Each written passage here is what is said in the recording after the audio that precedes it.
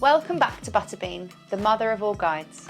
I'm Lucy, a mum of two, an antenatal teacher specialising in birth and infant feeding, and the founder of Butterbean.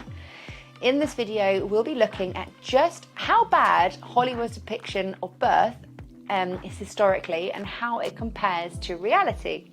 But before we do, be sure to hit the like button and subscribe to the Butterbean channel for guidance and support on pregnancy, birth and beyond.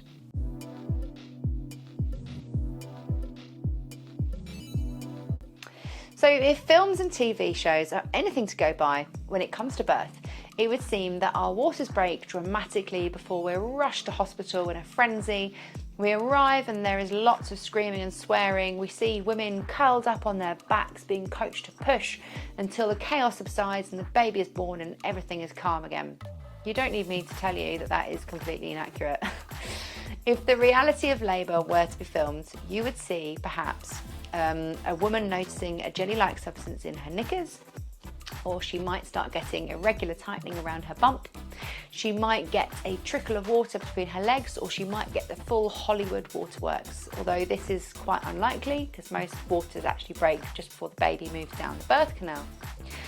You may then spend several days watching her perform normal, mundane tasks such as shopping, sleeping and cooking. And once mild contractions start, she will likely be able to not talk through them anymore and hold a conversation as usual. She may then reach a stage where contractions get closer together and this will stop her from being able to talk through them at all. When this happens, she might need to focus on her breathing more in order to concentrate. Her waters will eventually break, and then and only then does she start to push in her calm, comfortable birth location with the lights down, one final push, and the baby is in her arms. You, the viewer, will have watched a ridiculously long and rather boring film of a woman acting intuitively, the majority of which will have taken place in the dark. Not exactly worth the watch.